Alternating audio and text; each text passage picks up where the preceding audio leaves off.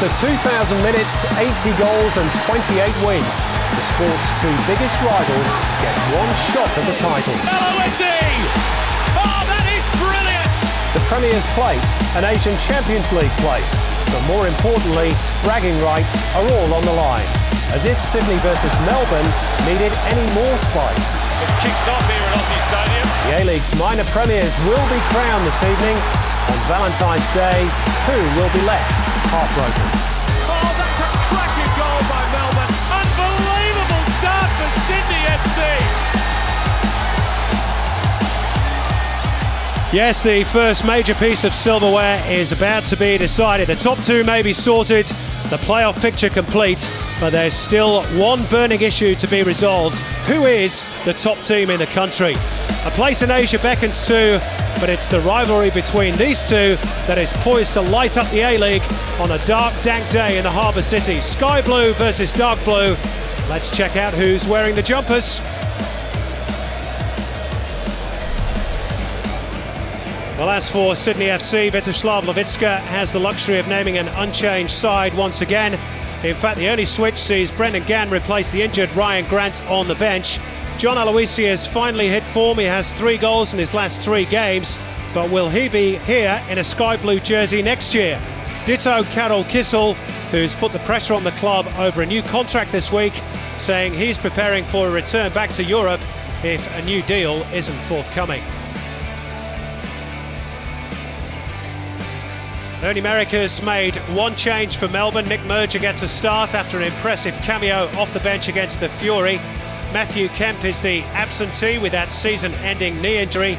It means a reshuffle defensively, and it looks as though Lee Broxham will play as part of a back three, even though he sat out part of Friday's training with an ice pack on an injured knee.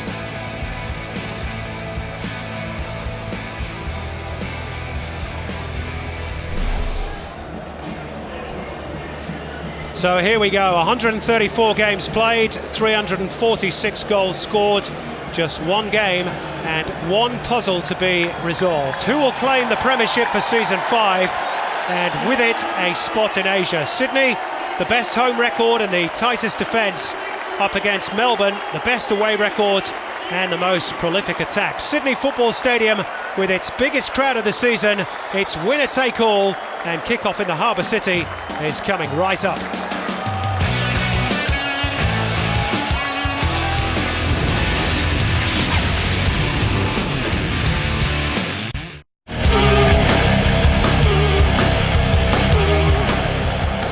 Well, the only sky blue you'll see in Sydney today is on the home team's jersey. A grey, miserable day in the harbour city. 100 millilitres of rain has fallen on this stadium since Friday, but just one today. And there's certainly no need to water the pitch. And talking of the surface, it looks pretty good despite the wear and tear caused by the recent Edinburgh military tattoo.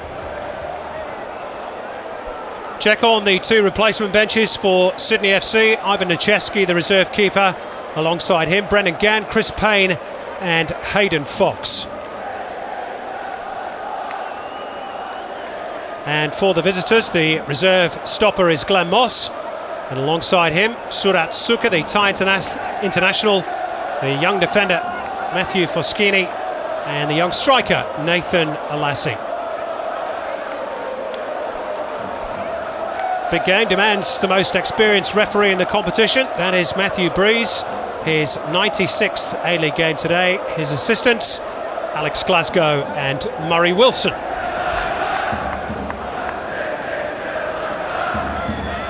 Well, Vytoslav Levitska has won titles in his native Czech Republic and stands on the brink of ending Sydney's long trophy drought in his first season at the SFS. No such drought, of course, in Melbourne, where Ernie Merrick has delivered a veritable tsunami of silverware down the years. Only a draw required for the Scotsman to secure his 6th trophy. That's if you include the pre-season cup. 2 players who faced each other in a big occasion and in similar conditions before. That's Clint Bolton of Sydney and Nicky Merger of Melbourne. They played off for the last NSL Championship down the road in Parramatta in torrential conditions. Nicky Merger scoring the winner for Perth in those days, past Bolton, then the Parramatta Power goalkeeper. So what an atmosphere, what an occasion, what a test for the players, and what a prize at the end of it. Sydney in second against Melbourne, top of the table. The victory needing just a draw. Sydney FC needing the win to claim the prizes.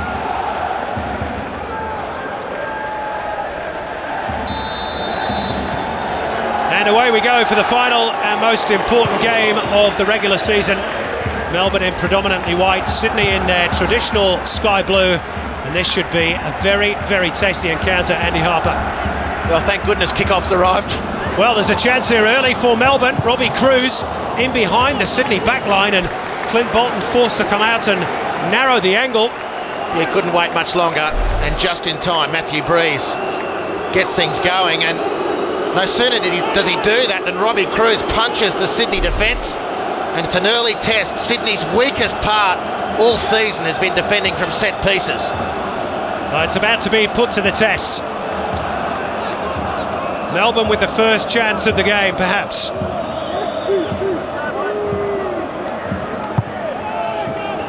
Oh, it's a free strike on goal for Nick Wards, and you were right, Andy.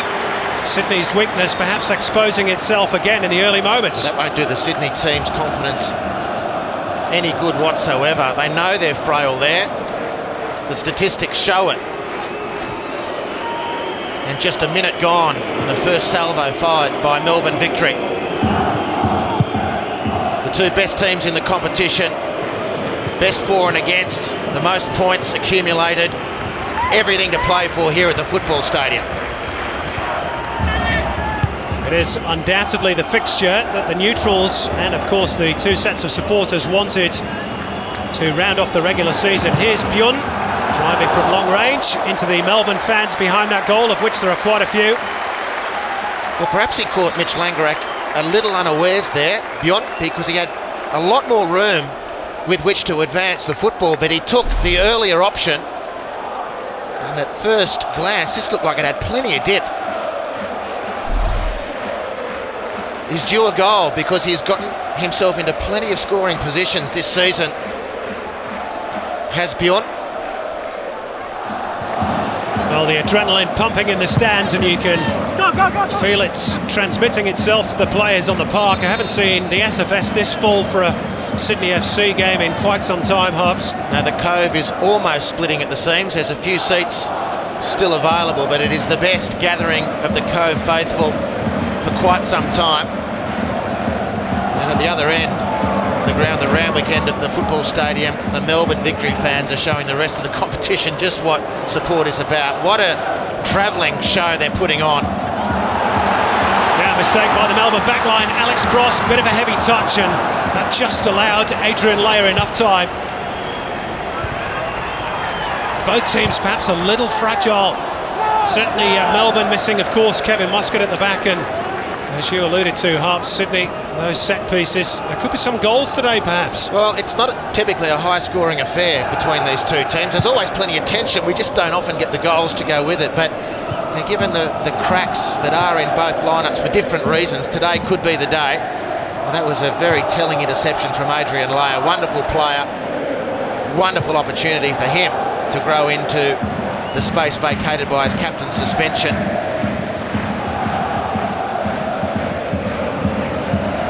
Leyer is playing more as a spare player at the back.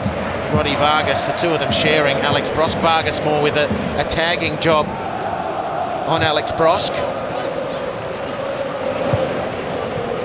Good header won by Adrian Leyer. Drops for Corica though. What a cultured ball that is. Off the outside of the boot. Kissel.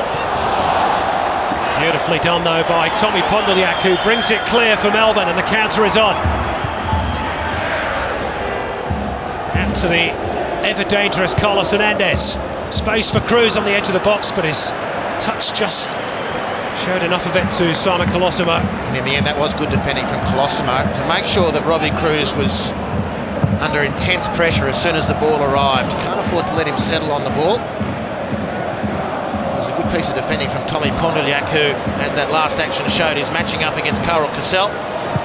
Free again down the right is the Slovak. it's back off Roddy Vargas, and Sydney will have a corner. Sydney's most reliable route to the penalty box is the diagonal ball to Carl Cassell. For that reason, I thought Lee Broxton might get the patrolling duty in the absence of Matt Kemp with that knee reconstructive surgery. But Tom Pondoljac's been given that job, and Carl Cassell has lost possession once and won a corner with his second opportunity.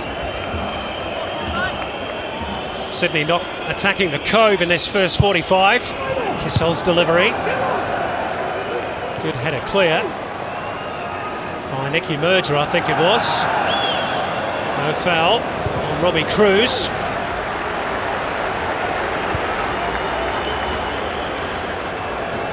It's a great sight, the football stadium. It's just got so much football history, this place. World Cup qualifiers.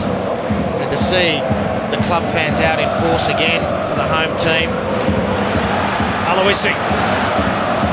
Good strength to shake off Leia, but less so the control. And now it's the little Costa Rican, Marvin Angulo. Well, he was trying to thread it through for Robbie Cruz, who's claiming he was being held back there. Matthew Breeze not interested.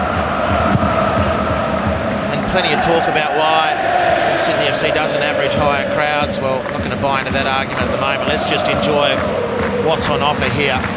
Wonderful noise.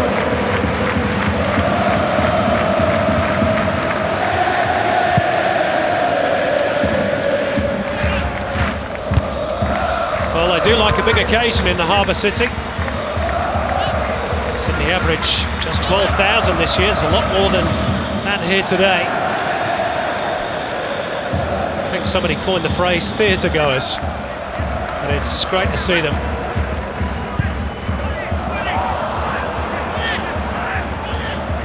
This is Roddy Vargas. Keller up against Cruz. Nice feet from Angulo.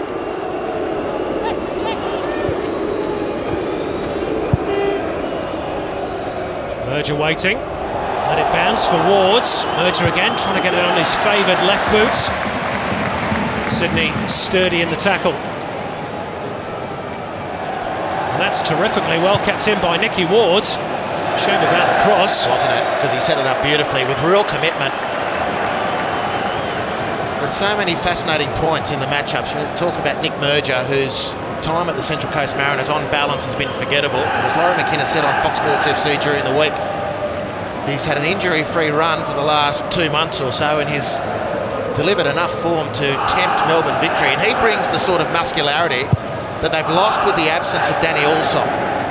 And it's a wonderful injection on that register for the victory cause here. And he certainly harps in the best form I've seen him in the Hyundai A-League. Almost a mistake there by Leia. Drops for Aloisi. There's numbers here for Sydney. This is Brosk who goes for goal. Well, he's saying that took a deflection. I have to say I thought he had a case there, but Matthew Breeze towards a goal kick. Well, whilst that play was unfolding, Steve Corica's hobbled towards the right-hand edge of the penalty area there. Cameron have picked it up there. I'm not sure if in winning that ball he's extended his knee or twisted his ankle, or in taking off thereafter has tweaked a hamstring. There it is there. You'd reckon that's a bit of a medial ligament. Watch that one closely. A pivotal moment perhaps.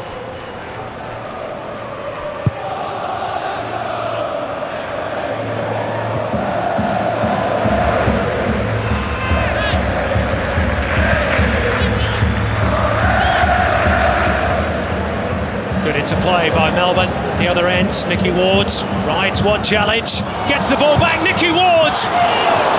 What a chance for Melbourne to draw first blood.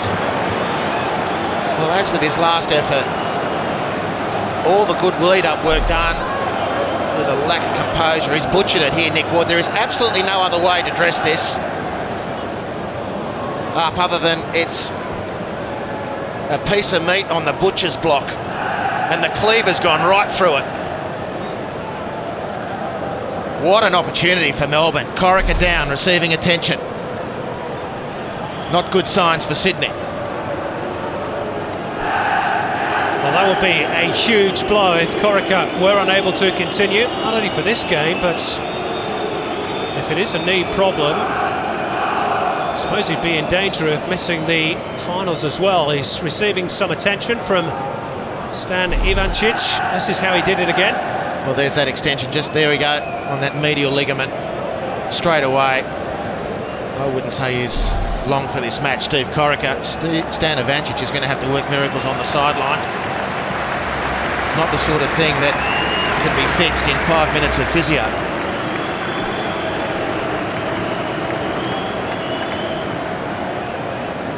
Well, he's been making a few headlines this week with his imminent retirement. I'm sure he doesn't want to make another one due to an injury. Certainly not this early into the game. He's back on, Steve Corica. He's going to give it a go at least. The test will come when he has to twist, turn, stretch for a ball. And whatever happens, it's going to be in the back of his mind. And it does take away from your performance. And he is such a key player for Sydney. As we saw in North Queensland, however, last night, Michael Thwaite missing that header 3 minutes in. I spoke with Thwaite after the game, and that plagued him for the rest of the match.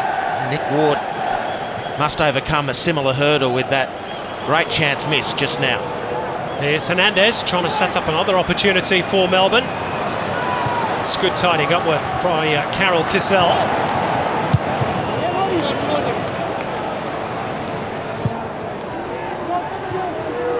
Just kept it in play, at least for a fraction of a second. Into Rosette from Colosimo. Nicky Merger, whose transfer to Melbourne has caused much consternation.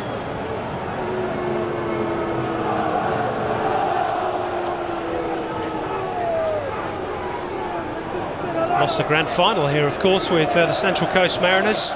Nicky Merger against Newcastle a couple of years ago. That touch off Colosimo has given Melbourne another set piece in which to try and test the Sydney back line. Here's the variation. Hernandez loops it in from a different sort of angle. Must have come off John Aloisi last, I think. Another Melbourne corner. Better defended from Sydney FC, but it's a mix. As Sydney line up for their third corner of defence from Sydney, they have 2 or 3 players marking zonally. They have another 2 or 3 players marking man-to-man. Imperative that the communication is clear. Perhaps that's been one of the issues for them all season. Michalik is marking the space on the front post. McFlynn also. It's man for man thereafter. Lee Broxham's going to take this corner amidst a plethora of toilet roll. We're back in the 1970s for a moment.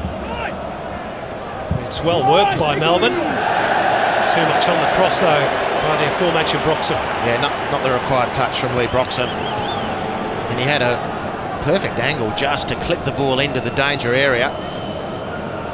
I suspect he got himself into 2 minds there. Do I fire this low into the traffic, or do I clip it into the traffic and invite the aerial contest? And because he was perhaps in the 2 minds, he delivered neither.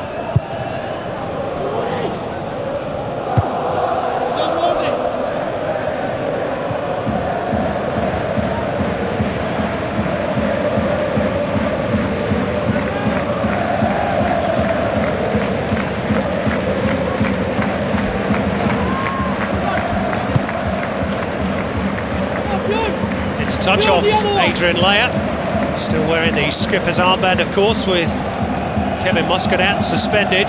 He'll be back for that major semi-final though, first leg of which is on Thursday in Melbourne.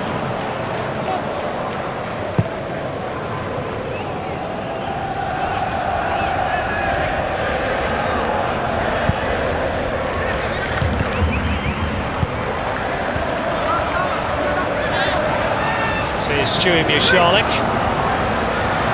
He's retained possession well there, Michalik, under severe pressure, and he is really the man who makes Sydney tick in that defensive midfield area.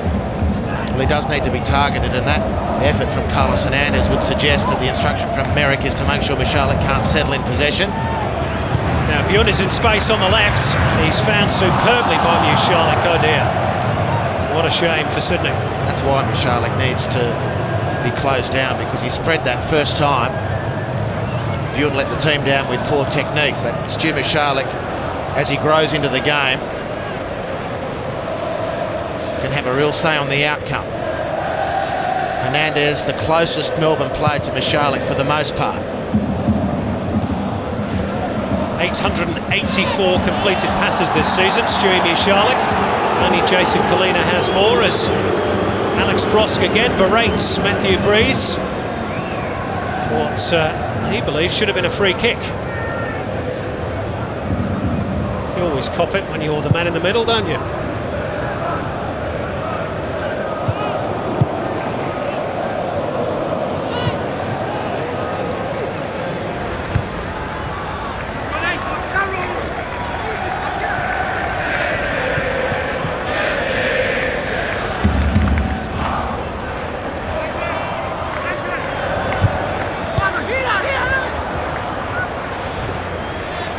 Said that Sydney FC haven't beaten Melbourne here at the SFS since 2005. Melbourne themselves haven't won here since 2006.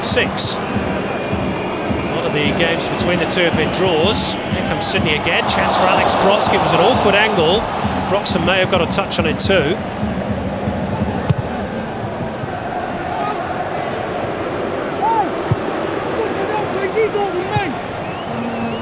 In fact, despite Melbourne leading the head-to-head record against Sydney, the Sky Blues have lost just one of the last 7 meetings.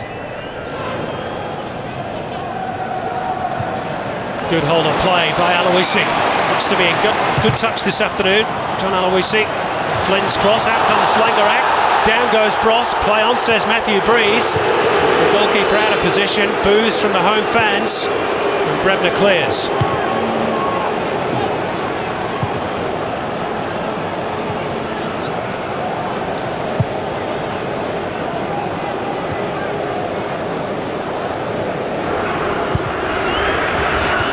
Pondelyak finding Ankulo. Clear obstruction by Carol Kissel. And that's only amplified the abuse being given to Matthew Breeze. Well, it's a fair contest in my opinion. Certainly, Brosk lit the afterburners. It was a huge turn of pace, but Mitch Langerak stretching, committed, got the fist to the ball, and then Carol Kissel with the body check on Marvin Angulo. Corica bids farewell, succumbing to the knee injury. It's not at all what the scriptwriters had in mind. Now that is a huge blow for Sydney. Brendan Gadd is a promising young player, but doesn't have the wiliness, the wherewithal of Steve Corica's near 2 decades on as a professional footballer.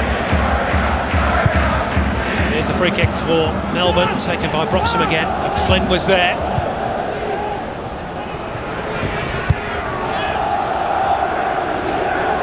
I'm not sure about that challenge by Langerak on Bross, by the way. I've seen penalties awarded for that before. I'll tell you what, Simon, there was a bit of afters behind play. Sorry for interrupting. Robbie Cruz and Terry McFlynn. And they're still mouthing off at each other. There were a couple of arms flying around there in back play.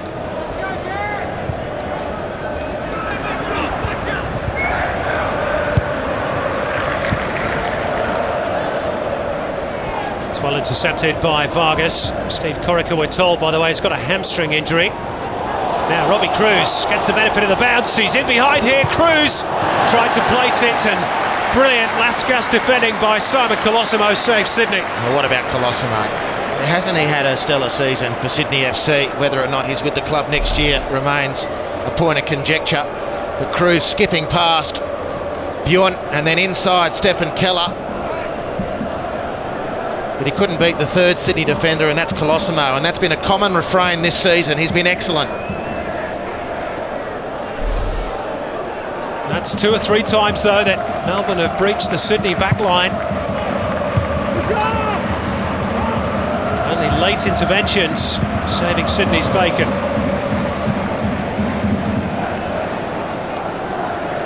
Or in the case of Nicky Ward's efforts, a poor finish.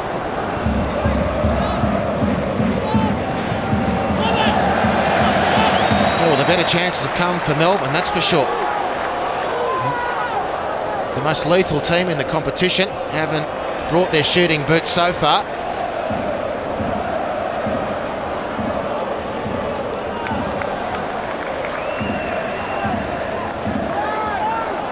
A bit of space for Shannon Cole to gallop into.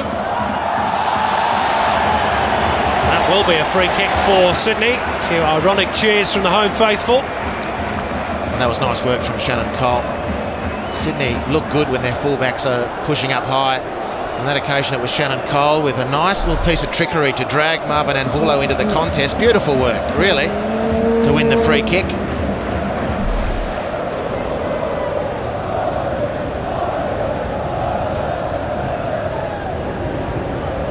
Alex Brosk at the centre of one of the major talking points so far in this game.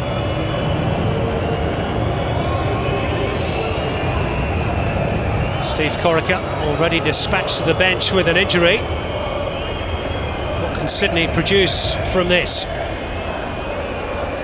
Bjorn and Carol Kissel on free kick duty. Keller's up from the back, Colosimo too. Bjorn flicks it in. Aloisi leapt highest but couldn't get a touch.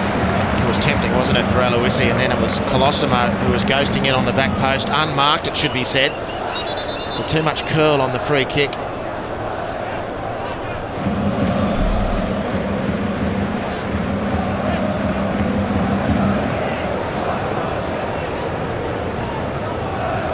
He's got a nice left foot, has Bjorn, and Aloisi wasn't far away from it. Aloisi's taken over the skipper's armband, as you can see from Steve Corica. From zero to hero in the last few weeks for the Sky Blues.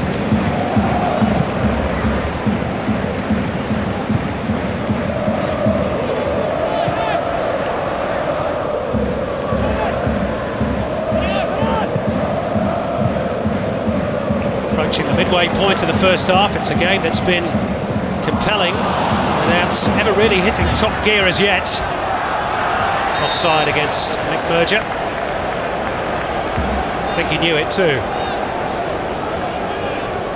That's been a real feature of the A-League, certainly in recent weeks. I know Melbourne have been stung for offside a lot this season, but there's a lot of forward lines in the competition mistiming their runs. Melbourne, the most flagged team in the competition, Indeed. by the way, Hans. Indeed. A lot of other teams are starting to take a leaf out of their book. Teams win good possession, particularly in transition, and strikers mistime their runs and the opportunity evaporates. Look at that work from Hernandez, riding the challenge and then opening up the field of play. He's got the feet of a ballet dancer, even if not perhaps quite the build. Mickey Ward's making an incursion into the Sydney penalty area again. Sydney can't get it away. Back with Angulo. Now Cruz.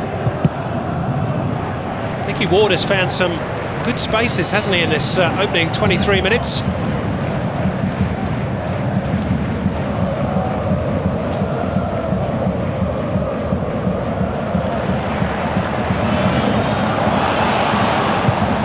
That's good work from Adrian Lay. You know, this Melbourne defence is primed to defeat the late running and the deep running of Alex Brosk. They know that's the real threat.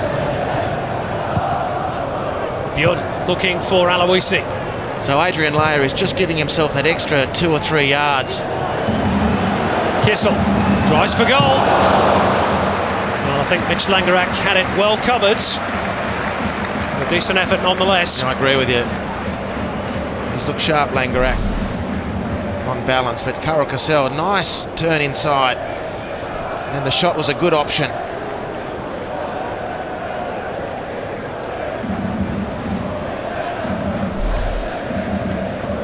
There's a couple of interested onlookers. Frank Lowy on the left, the chairman of the FFA, and the New South Wales Premier, Christina Keneally, who's pledged her backing for the Sky Blues today. Now chance for Nicky Merger on his wrong foot. Never was going to worry Clint Bolton.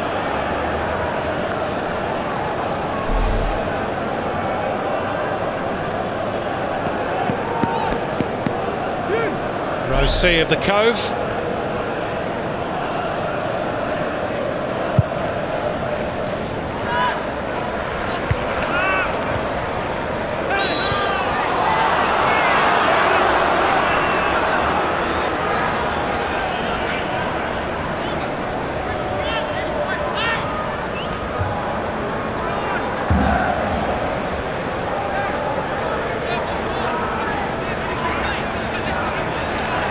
Well, Hernandez, 12 goals this season, 10 assists as well. He's at the top of that particular list alongside Jason Colina. Should be the goalkeepers. And away comes Sydney. Well, that's a very clumsy challenge by Grant Brebner, and I think he may well be the first name into Matthew Breeze's notebook.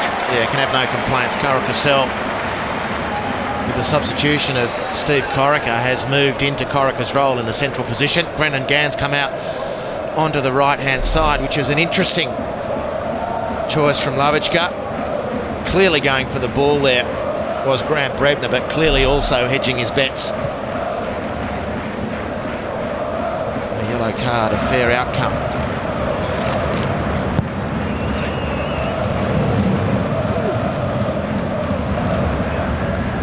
Here is Brebner, who will be loving the big occasion. Played in both a Dundee and an Edinburgh derby during his days in Scotland. Actually got sent off in one of those Hibs Hearts clashes. One of many, no doubt, down the years.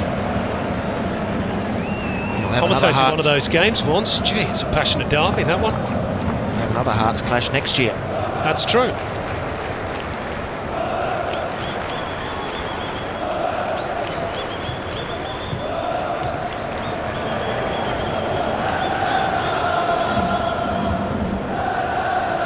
And American Vitoslav Levitska, two of the more undemonstrative coaches in the Hyundai A-League.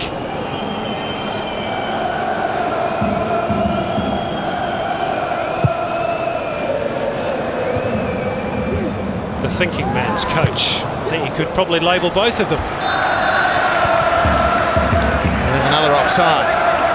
And as Melbourne defend in good numbers and deep, that counter-attack option is lost with lazy strikers, not concentrated. And it's not just Melbourne, as we say. There's an interesting challenge from Carl Cassell. I think Matthew Breeze will bring them back once the ball goes dead. For the moment, it's play on. Brebner down on the deck. Here's Cassell.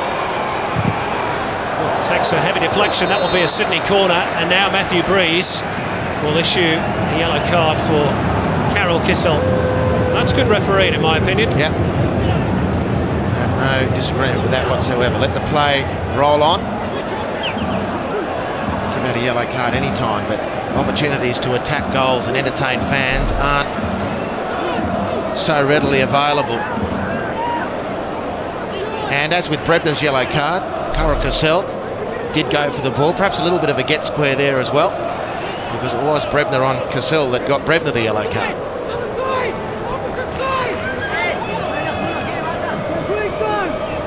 Well, that's what big games are all about. No quarter asked, none given.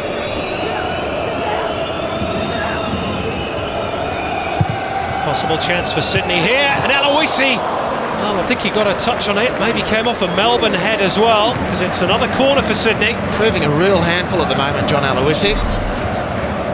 Of course, he's a big-framed striker. And he forced very close attention. Nick Ward was the man closest, but Aloisi throwing his weight around in the Melbourne 6-yard box. Sydney's third corner, the 7th of the game. Cassell's delivery. Skims off the head of Nick Merger. So Sydney will be able to keep up the pressure.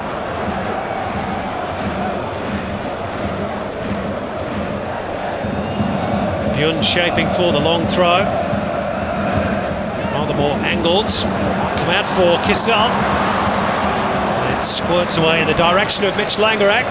Melbourne fans breathe a little easier. It's otherwise been a good start from Carl Cassell. He is looking to force the issue. A player of his experience, of course, would expect nothing less, but his move into the centre of midfield changes his responsibility. And I think it's an interesting option from Lavichka, because, as we said, Sydney's delivery from the right-hand side, principally from Carl Cassell, has been their most common line of supply into the penalty area. Well, that is now gone with his redeployment. He's looking to provide leadership as well as thrust through that central channel.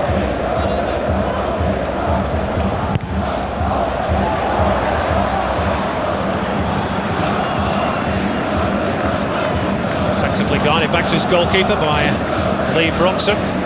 The entire cove at the moment jumping up and down in unison. It's a wonderful sight in the SFS today.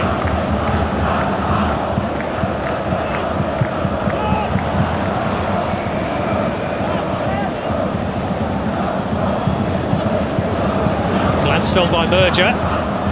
It's comfortable enough for Clint Bolton. Always has that slightly vacant stare that all goalkeepers have, doesn't he, Clint Bolton? Slightly detached air. Fantastic season though, Bolton. He hasn't really received a lot of comment. Has been as responsible as any of the defensive unit for the league's best defence. 10 clean sheets, 87 saves. Back to his very best this term. And ball surely against Merger, heeded by the referee.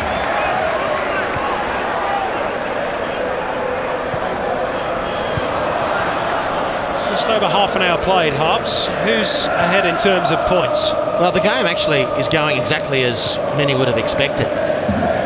Melbourne certainly ahead on quality of chances, although Sydney will look to rectify that with this latest effort. But they're defending deep, Melbourne. Remembering a draw is enough for the defending champions to win the Premier's Plate for consecutive seasons. And they typically play a counter-attacking game anyway. They're equally adroit on the counter though, Harps, and you fancy the longer the game goes on with this sort of scoreline, the more Sydney have to come out. It would suit the victory and their fans. Yeah, I don't expect Sydney FC to break ranks, however. As long as it's 0-0, they'll back themselves to grind and push and to keep structured. Of course, the cardinal sin for them is to go behind, because only once this season have they managed to come from behind to win a game, and a draw's no good for them. Here's perhaps a chance for Aloisi. Needs a good first touch, and it wasn't quite good enough. Two defenders around him. The flip side of those stats, Harps, Sydney have taken the lead on 13 occasions this season and won the lot. Yeah, 100% record from that, and that's why 0-0 to the 90th minute will do Lavicka. So long as from that point on in injury time someone bobs up. So don't expect anything avant-garde from the Sky Blues. Expect methodical, professional, disciplined. That's underscored their season. It's been Melbourne really who've been the ones who've been able to flick the switch, mainly through counter-attack, mainly through Thompson and Hernandez. Latterly, of course, Robbie Cruz has added his weight to that discussion, although evidently still playing with a busted shoulder, so he comes back into the pack to some degree. Also playing with a toll with a slight thigh problem as well. He's had to sit out a session or two's training this week. Here's Kissel, dropped nicely for him! Carol Kissel draws first blood for Sydney FC! What a brilliant strike by the Slovakian international, and the SFS erupts into a wall of noise. Well, it was coming from the Slovak. He'd really muscled up with his redeployment into the vacant space left by Steve Coric as substitution. I don't even reckon he hit this one quite cleanly, but it skewed off the outside of his foot and speared into the far corner of the net. Mitch Langerak can do nothing. It's a valiant dive by the Melbourne gloveman. It's a telling header from Alex Brosk, and don't underestimate the quality of that setup from Brosk. And the Slovak pounces and gives Sydney the lead. And it's the celebration of a man screaming, "Give me a new contract." Those in the Cove would give him one straight away. It's Sydney FC have the advantage that they desperately craved, and now the onus on Melbourne. They've got the chance here. Oh, Nick Merger offside. Ponglediak missed the target in any case. Well, now we've got a game on our hands, as if we didn't have already, Hubs. Well, it draws Melbourne out now. And they have to arrest, they have to stop this hemorrhaging of offsides. It's killing them in the opening 34 minutes. in the same way that Gold Coast have fallen on that sword in recent weeks. But that's excellent. Look at that work from Alex Brosk. You know, that's a beautifully passed ball with the head. And Cara Cassell, whose main value to Sydney FC has been his crossing and industry from the right, has brought leadership and urgency through the centre. And now with a goal to boot. Just his second of the season. And what an important one it could prove to be for Sydney FC.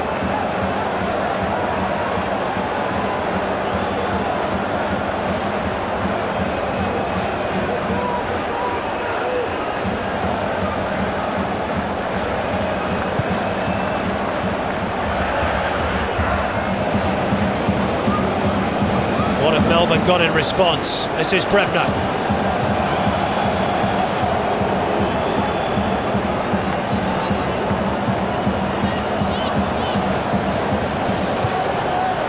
Header by Leia. And Hulo trying to turn clear of Shannon Cole, who was a bit too sharp with the elbow.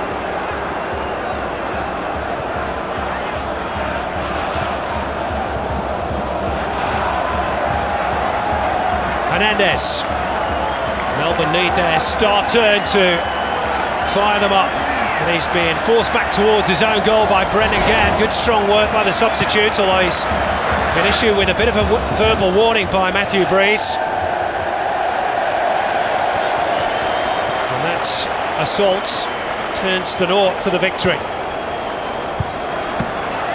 But that's good work from Brendan Gann, keeping the heat on Carlos Hernandez. He didn't look flustered, but he was being forced into a part of the ground where he didn't want his team's attack to end up.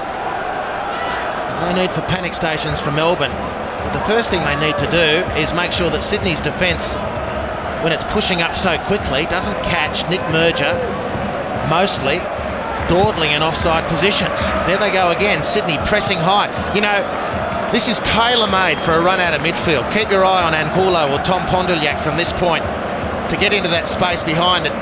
If Melbourne can deliver one well-timed pass.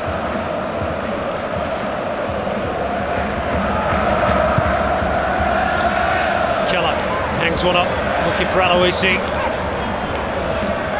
Vargas, Leia, and then Pondylak sorted out for Melbourne. They are being posed a real question here. The current champions and league leaders. Well, their recent away form, Melbourne, isn't great. They've lost their last 3 on the road.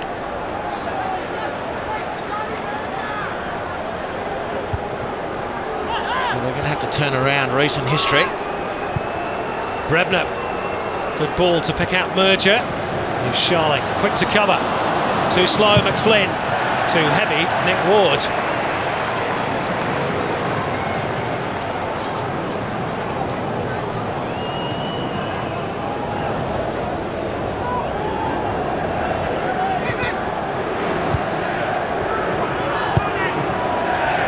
Vargas, again, Cruz was perhaps the wrong side of the line, but he's checked back, and that's not a bad try by Robbie Cruz. Just managed to dart back onside in the nick of time.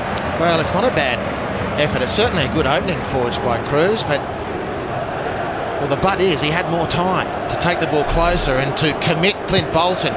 Bjorn left in his wake, not for the first time, it should be said.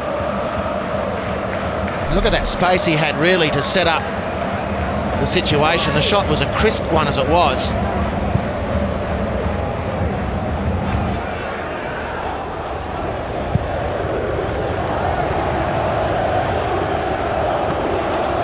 Melbourne victory with the best away record in the competition. 7 wins, 1 draw, just 4 defeats, but 3 of those 4 have been their last 3. Away form really has tailed off, and Melbourne thinking they should have had a free kick there. It was a sturdy challenge on Angulo. Certainly was my first response as well. Shannon Cole dived in. The referee thought he'd got it right, even if he was, as it were, pushing the envelope. Angulo left on the ground. Here's the challenge, going for the nutmeg. It's a free kick, surely. You'd have thought so. Brebner charged down by Kissel, who's having a storming game in the Sydney midfield. Charlotte, a bit too short for Brosk. Leia leaves it for Pondeliak. Sydney pushing up, trying to catch Melbourne offside again. It's been proved to be a good tactic in this first half. Well, they're doing it very well. Melbourne have no answer at the moment. Sydney squeezing the field so effectively. Again, to repeat, the byproduct of that is enormous space in behind the defenders as they advance.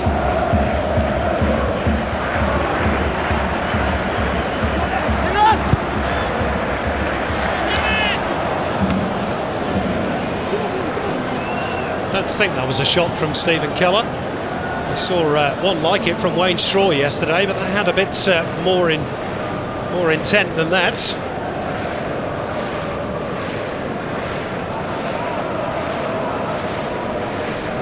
Here's, of course, Stephen Keller, not Stephen. Probably means the same in German or French, German-Swiss.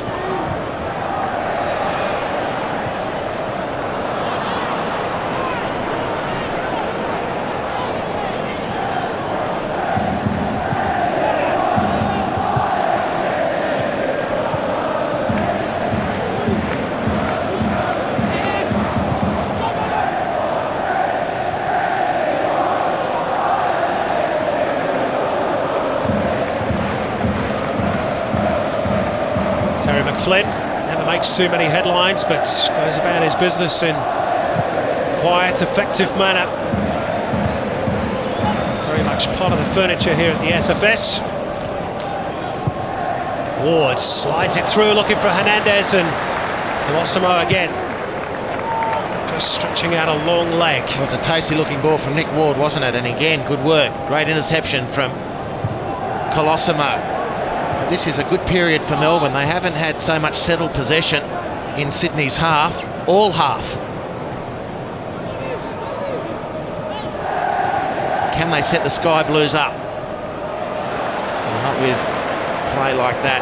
They're sweating on it, Sydney, looking to pounce. They've got numbers in attack now. Brebner just taking his eye off the ball there for a moment. Aloisi gives Sydney some breathing space, but was then too anxious to take the free kick. I don't know how he expected Matthew Breeze to get out of that, the way of that, really. He belted it straight into the referee, and now Nick Murge has won a free kick for a body check by Stephen Keller. Matthew Breeze actually checked with the referee's assistant there, and he flagged for that infringement. Breeze happy to take his word for it.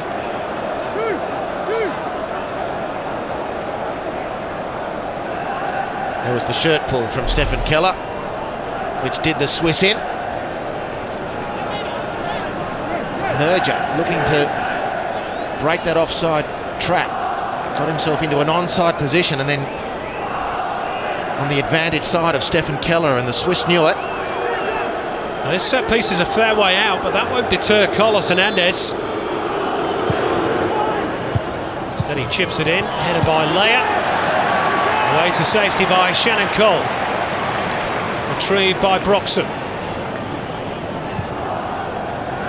And Hulo,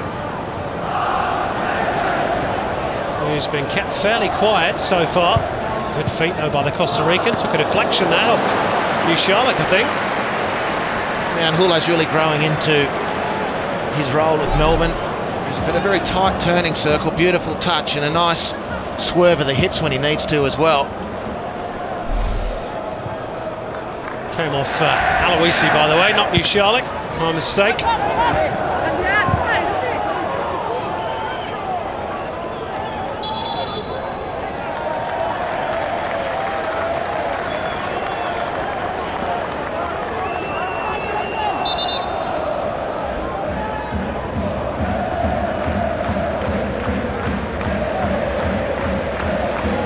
Tony Merrick with plenty to say.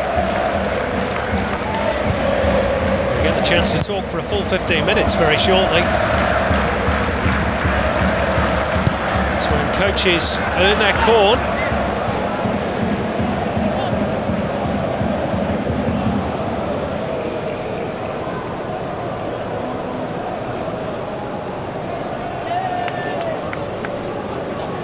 2 minutes of injury time to be played.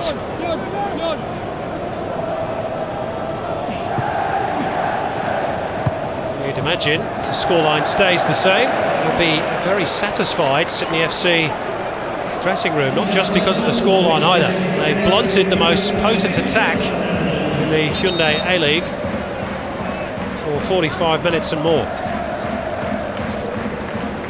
Well, no, the job is only half done.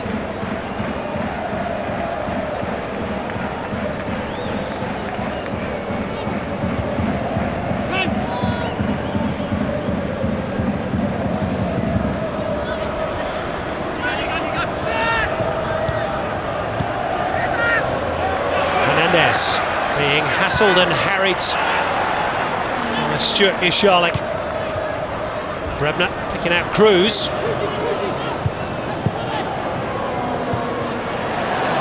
Podolja just had too much to deal with. Sydney proving very effective at closing down those spaces, and Cole rides that challenge from Angulo beautifully into the feet of Aloisi. Held up by Leia, and then a foul by McFlynn. Safe to say the Sydney fans don't agree with that decision. I don't know if I did completely either, but there we go. Melbourne with a final chance perhaps. Come back level on the scoreboard before half-time. It's been a very impressive home team performance. They've got the goal to show for it. Melbourne have had some terrific chances to score as well, arguably the better, cleaner chances in the game. But it is the Sky Blues who lead at the break over the Dark Blues. Carol Kissel with the goal on 34 minutes. Nicky Ward had a great opportunity for Melbourne. Robbie Cruz has had a half chance too, but it's the reigning champions who have it all to do in the second half if they are to hang on to their Premier's plate in front of the biggest crowd of the season at the SFS. The majority at the moment are happy. It's Sydney FC leading Melbourne victory by 1-0.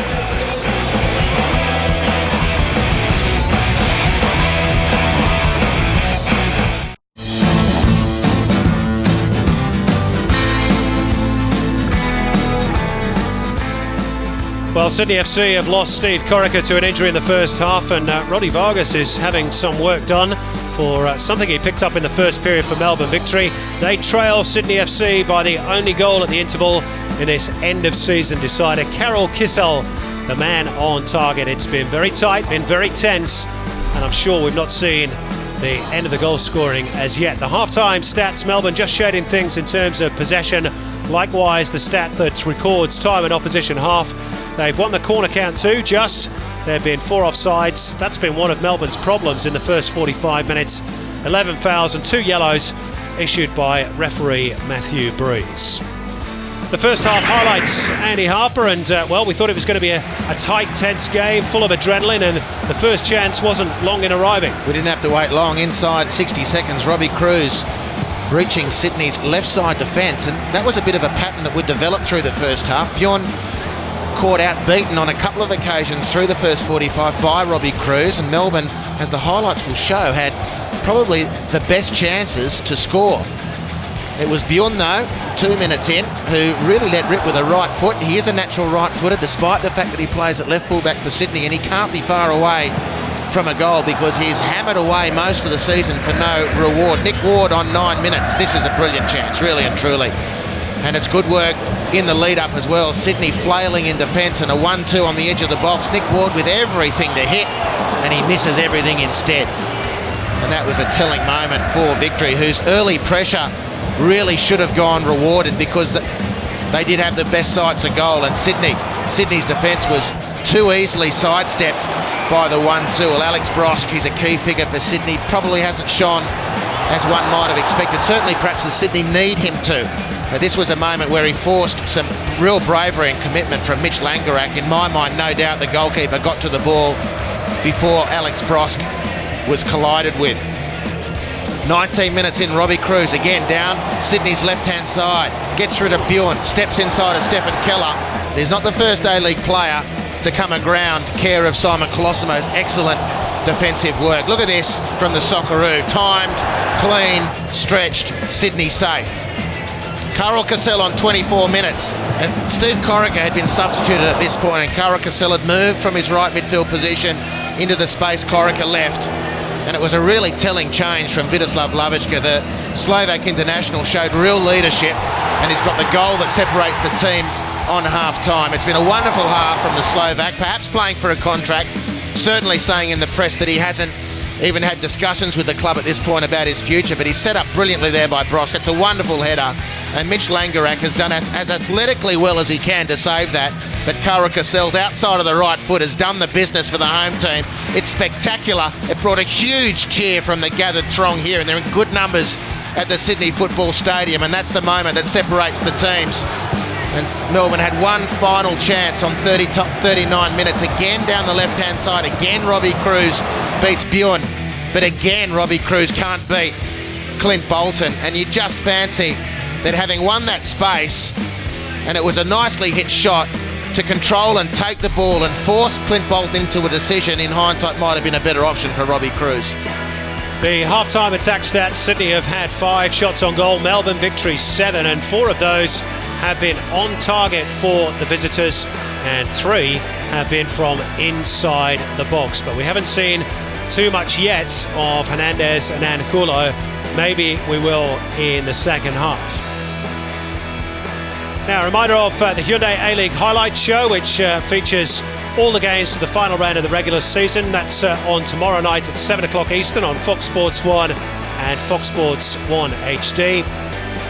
And Fox Sports FC follows 24 hours later, 8:30 p.m. Eastern on Tuesday night, same channel. Our special guest is the new Central Coast Mariners coach Graham Arnold, who's here today, and the special interview is with the current West Ham coach and Italian legend Gianfranco Zola. Then, as of Thursday night, we're into the final series. An earlier than normal kickoff because of Melbourne's Asian Champions League commitments. It's the same 2 teams again, Melbourne and Sydney, in the first leg of the major semi-final. Join us at 7 o'clock Eastern on Thursday on Fox Sports 2 and Fox Sports HD2. Then on Saturday, it's Gold Coast United against the Newcastle Jets. The Colinas collide, Jason and Branko. Our coverage starts at 8 o'clock Eastern on Saturday on Fox Sports 1 and Fox Sports 1 HD. And then on Sunday, it's the 2 clubs making their debut in finals football, Wellington against Perth. Our coverage starts at 3 o'clock Eastern from Westpac Stadium across the ditch. So it's the Sky Blues leading the Dark Blues at half-time in this Premier's Plate decider. What will the second half bring? Find out very shortly.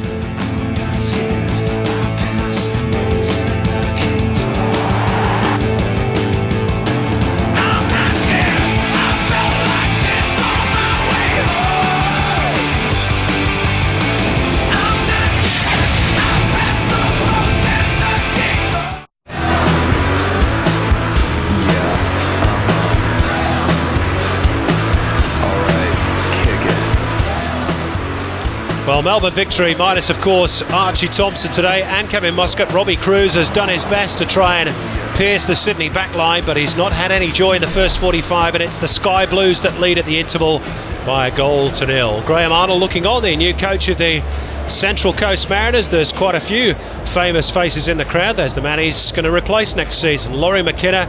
And what about the Wellington Phoenix boys looking ahead to their first finals campaign? There's Andy Durante, Liam Reddy and Paul Eiffel, all here enjoying the big match atmosphere. I wonder what they think of the game. I wonder what you think. If you want to have your say, enter the fan zone in the usual way.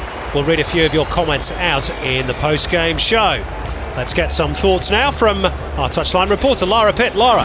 Thanks very much, Simon. Well, I've spoken to Sydney FC assistant coach Tony Popovic, obviously thrilled with Carol Cassell's amazing goal there in the first half. He said Johnny Aloisi and Alex Brosk have been kept relatively quiet in that first half. He wasn't getting too carried away with the 1-0 goal, and he said that Cassell's performance really did stand out for his side. He said the team must be wary given how dangerous Melbourne are on the break in this second half. I did also speak to Gary Cole from Melbourne. He just said he wants to see Carlos Hernandez get more involved. He said that Stuart Michalik has done a good job on keeping the attacking attacking midfielder quiet in this first half, but he feels his side still have the better of the chances and are a bit unlucky to be behind at the break. Let's check in with the latest odds with TAB Sportsbet, and Sydney have come in right into $1.40 for the win. The draw paying $4 and Melbourne victory right out to $7 now. Don't forget, you can bet at any time with TAB Sportsbet. And Simon, I know you mentioned earlier Sydney's 100% record when they score that opening goal. They have also only conceded 2 goals in the second half in their last 9 matches, so Melbourne might have it tough trying to get back into this one. Back to you. Good stuff, Laura. Thanks very much. Difficult to argue with either assessment from either team, really. But what is clear is that Sydney, 45 minutes away from ending a trophy drought that goes back 4 years. That's what they're aiming for. Melbourne aiming to stop them and hang on to their Premier's plate.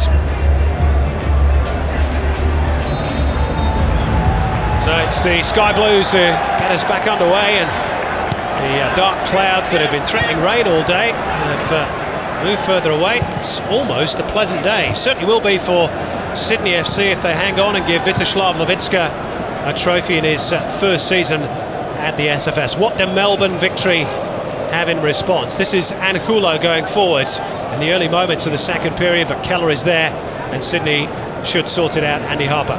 Well, what Melbourne first have to pay attention to is the offsides. Of all the stats in that first half, possession, territory, etc., the one that stood out for me was a duck egg against Sydney in the offside ranks and 4 for Melbourne. And it's more often than not just a little bit of laziness, a little bit of lack of concentration. There's Bross trying to go right through the heart of the Melbourne defence. The teams that like to counter-attack, and Melbourne are the best in the competition at it, need to have attacking players who don't run offside, because by definition the counter-attack comes to nothing. Got to fix it, Melbourne.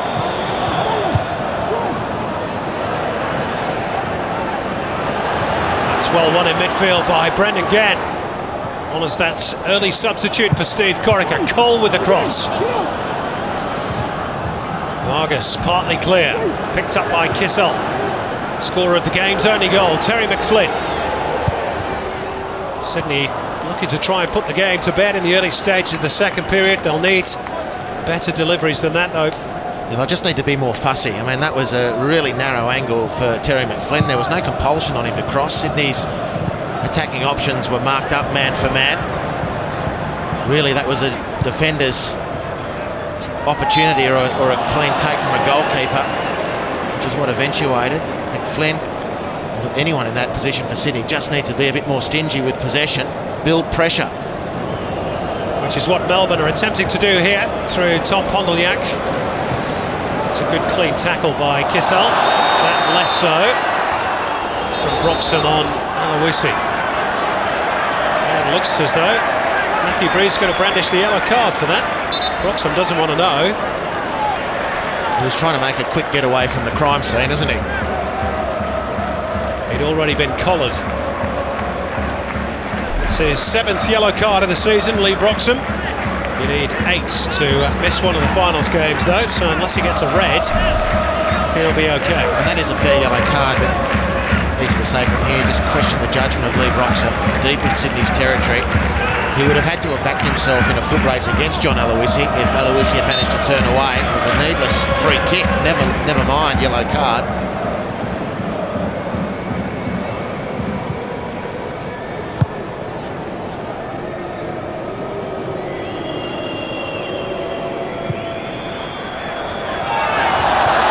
Aloisi rolling right over the back of Broxham. Who was at fault there, Hobbs?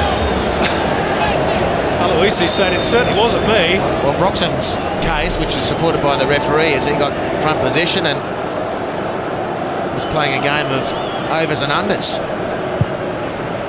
WWF, eat your heart out. We've got it all here at the football stadium. It was a judo throw, wasn't it? Beautiful work.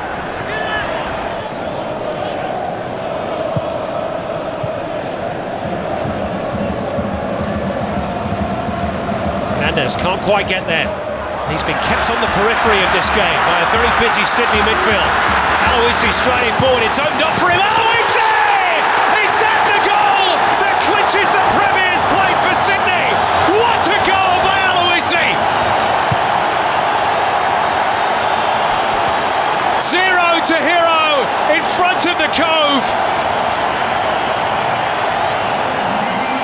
His 9th of the season, and it could be his most crucial yet.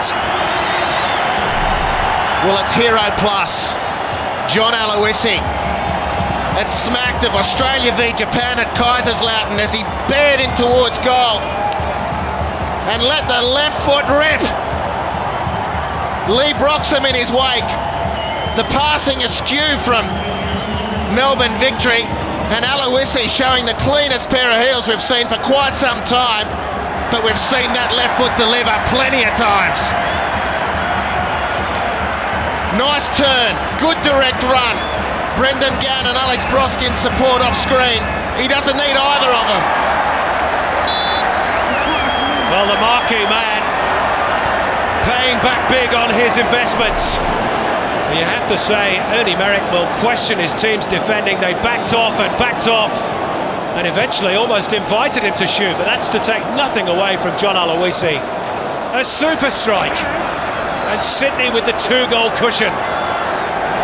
It's a mountain to climb for Melbourne now. Hernandez trying to set them away on the journey. They've got themselves a corner. Well, it was Carlos Hernandez who lost possession. That might be a harsh assessment. He didn't read the pass to him, and Sydney smothered the opportunity in midfield. It fell to Aloisi. Turned inside Broxham easily, and the rest was just spectacular. 4 goals in 4 games for John Aloisi. The marquee man coming good just at the right time for Sydney. That comes off and Kula Lasso. It'll be a goal kick, and the Cove already in celebratory moods. They might be going a bit too early, but it's been a long wait between drinks for these fans clad in sky blue. 4 years they've waited for silverware. Is that drought about to be ended? Perhaps that man has made the biggest contribution. Well, I have to be frank and say I didn't expect John Aloisi to cause a team trouble from halfway. It's the most frank assessment I can offer, and I'm prepared to eat humble pie. It's a run of real purpose. More expecting Alex Brosk to be cutting that sort of figure from halfway. It's a tremendous moment for Aloisi, and it piles the pressure on Melbourne Victory. They'll be gutted with the manner in which they conceded that goal.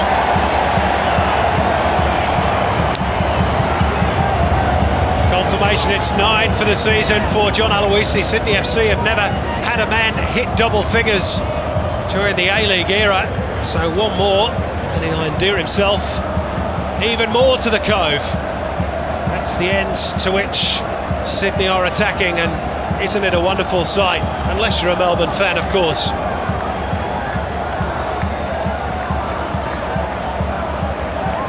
Could they inflict further misery from this set piece to be taken by Bjorn? Comes out to Carol Kissel. Shoot is the cry from the Cove.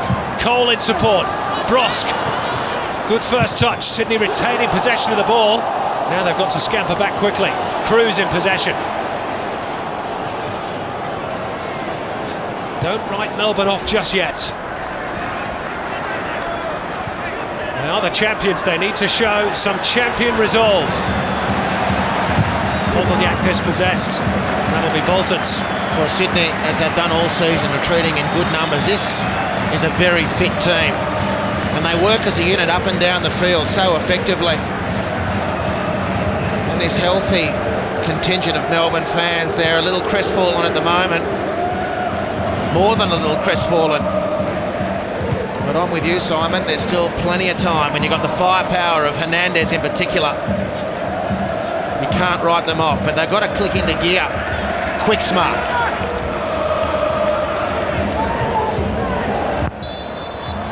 Merger Feld and Matthew Breeze happy to play the advantage initially.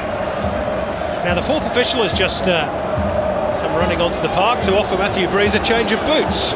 A change of brand as well. It's a battle of the apparel manufacturers. He's going to have one Adidas, one Nike. Talk about hedging your bets, Matthew. He's got to deal with both of them.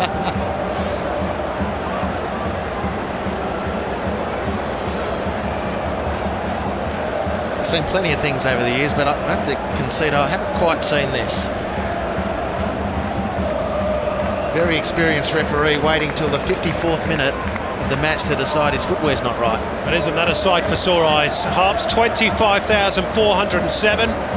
Sydney's first 25,000 plus crowd since year one of the A-League. And on the back of a very quiet week in terms of publicity, further evidence of football's resilience and these supporters' passion. Wroxham set piece, good fist clear by Bolton. Just imagine what they'll do with heaps of publicity, Hobbs. Yeah, well, resilience is a word we often use, but let's put it on the positive register. This is robust. Good turnout, great noise. And for the home fans so far, an encouraging result. Well, that's why he's had to change his boots. It's a complete blowout. He's got rocket fuel in those feet. Yeah, for the knackers yard, those football boots. Our Melbourne Victories hopes of retaining the Premier's plates heading the same way. Well, what Sydney must do to make sure they stay in touch, in answer to your question, is keep pushing Melbourne out of their defensive zone. If they allow Melbourne to get into rhythm and drop deep defensively and let Hernandez and Hanhulo around the penalty area with their intricate passing and Robbie Cruz with his tight turning, they'll invite trouble from the Victory. Hernandez has been a peripheral figure. Mashalik, the sky blue in picture, has done a tremendous job in concert with Carl Cassell to nullify the space for the Costa Rican. Just wonder whether Melbourne are considering making a change. Surat Suka looks as though he's receiving some instructions from assistant coach Aaron Healy. Back in, next job. Would that improve things for Melbourne?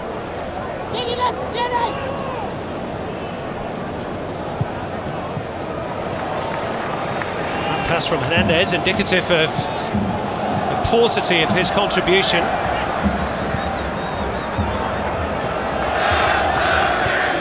Do have it though through Nicky Ward's. Merger, he's wriggled clear of Simon Colosimo. Merger off the woodwork, and Sydney survive. Melbourne's best chance. Well, I don't know if it's their best chance, but it's the closest they've come. Merger for consecutive weeks now rattling the woodwork with that left foot of his. He got rid of Simon Colosimo, a none too easy task. Bolton beaten, no doubt about it. Encouraging signs for the visitors. They aren't going down without a fight.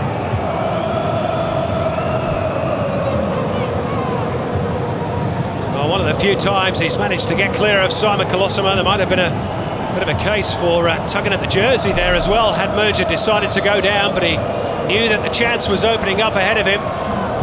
Melbourne started to pile on some pressure. Bolton at full tilt. Good fist clearing, got good distance too. Needed to. One goal changes everything for Melbourne. Keeping in mind a draw is enough for the Victory. A goal for Melbourne and the Frighteners go through the Sky Blues.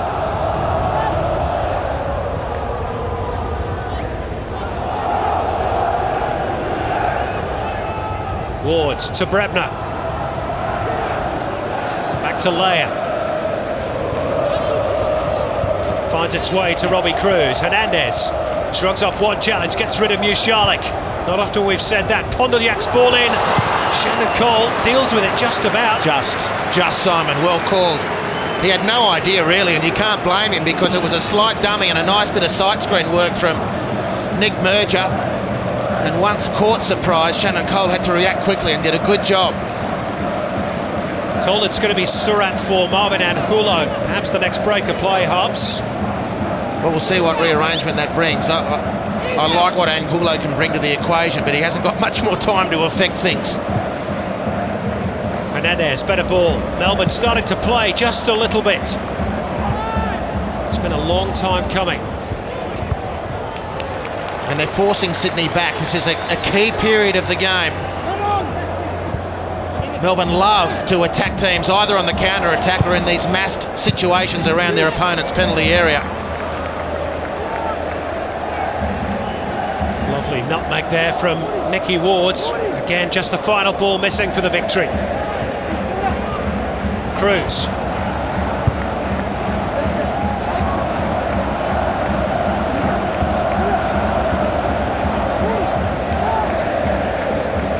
Nicky Ward, twisting, turning, probing, looking for the opening. Stuart Charlotte won't let him have it, but he will concede the corner. Well, he won the opening, did Nick Ward, but was looking pretty heavy in trying to regain possession. It was a good result in the end. Michalek had him beaten. Ward refused to give up, and a good result. That change to be made now. Surat Suka just back from a hamstring injury. Wonderfully talented player. Marvin Angulo takes his leave.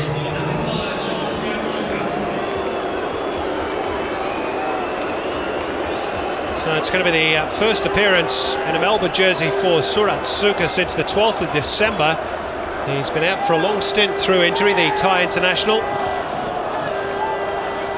He's got half an hour to try and help turn things around for the victory. So Tom Ponduliak looks like he'll be released into a more attacking role. Roxham's corner. Good header. Very good from Terry McFlynn. Here is Surat. First involvement. Brebner. To Cruz. Hernandez. Lovely 1-2. Melbourne create the space. They've coughed up the foul courtesy of Nicky Ward, who's a bit late on. I think Simon Colosimo. Yeah, look, I don't know if there was much in that. It was good defending from Simon Colosimo, but warning signs for Sydney, because Hernandez, as you will have noticed, in the last couple of attacks has just managed to get that big toe of his on the end of a stretch to beat a defender, set up a 1-2 situation, and Sydney defending deeper as a result. It's just going to take one good cross. It's just going to take Simon Colosimo perhaps to misread one situation, or for Nick Murger to nip in front of Stephen Keller just once, and the game is back alive and in the balance. Still plenty of time on the watch, half an hour, including injury time. No foul on Brosk. Non-claim for, in fairness to him.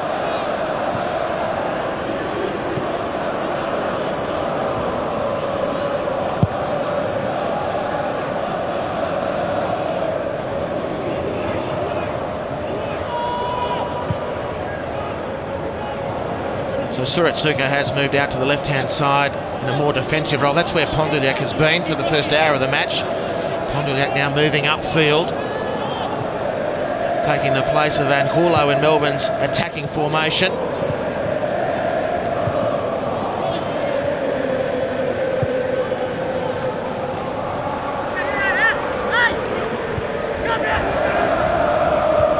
The Cove in fine voice. Team just being pegged back slightly, perhaps actually for the first time since the opening moments of the game. That's a clear foul on John Aloisi, and Matthew Bruce goes to the top pocket again. Yellow card for Adrian Leia. It's good enough for Lee Broxham. It's good enough for the skipper Adrian Leia. Aloisi again skipping away. First touch set him up magnificently, sucked in the defender, drew the foul and the yellow card. Two Melbourne defenders now, plus Grant Brebner on the yellow card precipice. Now Bjorn on the overlap, trying to get past Nicky Ward, which he's done, and it's over the top from Alex Brosk. He's not had too many opportunities in front of goal today. They really needed to nail that one too. That would have been end of the section at 3-0. And it was a good overlap. Nick Ward again not able to foot it with Bjorn. The cross angled back towards the penalty area. Brosk had read it better than any of the Melbourne defenders, but off balance as he shot. Adrian Leia's head goes into his hands, not happy with that collective effort.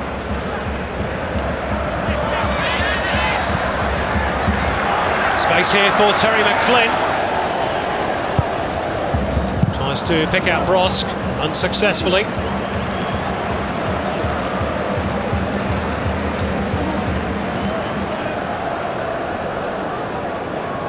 Northern Irishman, who's signed a new 3-year deal. There's Alex Brosk, who had that chance some moments ago. He's got one goal in his last 7 games, Alex Brosk. Not the only thing that he's got in his game, of course. Plays on a few as well.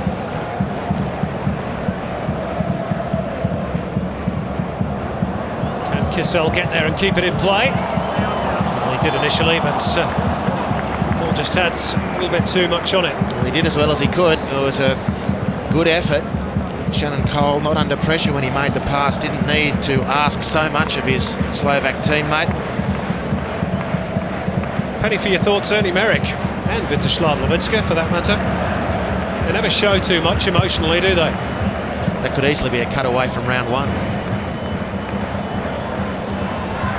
Perhaps it was. Here's Brosk. Good tackle by Lee Broxham.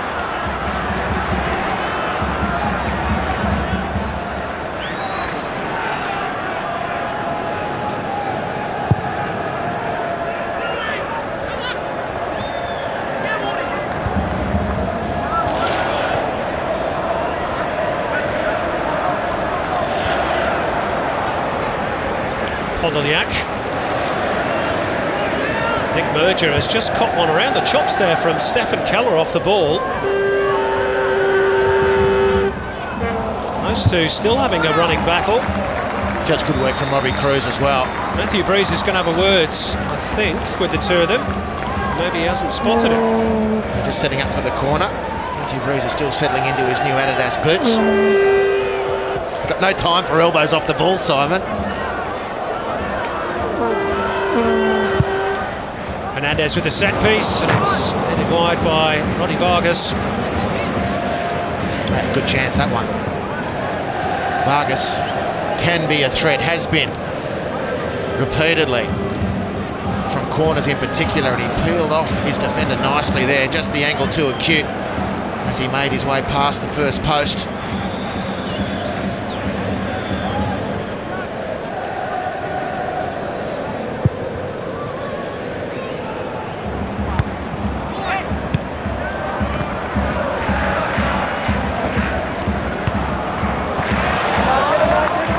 By John Aloisi. He's looked very lively tonight, not just the goal. This is the incident involving Merger and Keller. Ball's gone away, players back up on their feet, and just, well, initially it was a punch. It was probably just more of a pinch than a punch. Checking to see if Nick Merger's got a rat's tail, I think. Answer no.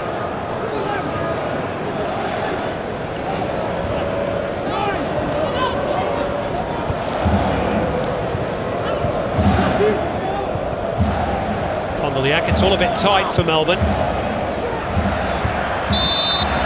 Brosk is barged into by Vargas, who claims he was just standing his ground.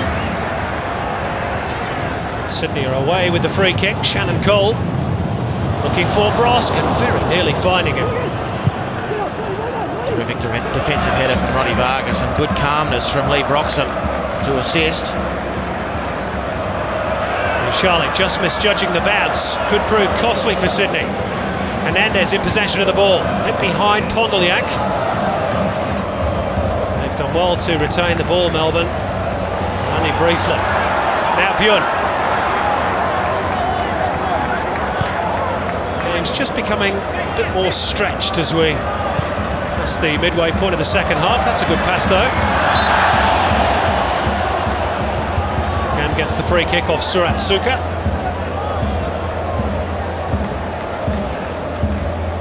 Yeah, he's gone down with an injury. Steve Corica's replacement. Just a bit of cramp.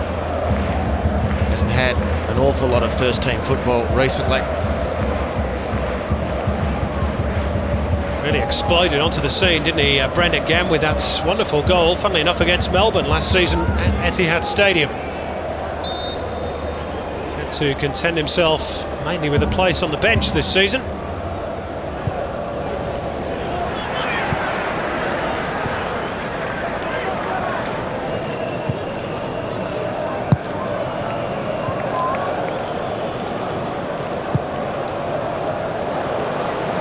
Good ball by Keller. Cole skips in field and challenged by Surats. That's too late. That's an interesting decision that from Matthew Breeze. Not that it wasn't a free kick, but that he decided not to play advantage. Brendan Gamm picked the ball up. There wasn't anyone within a bull's roar of the Sydney midfielder, and he was about 5 metres outside of the penalty area. the Bulls rule? Just asking the question. Never been close enough to hear, and that's the point.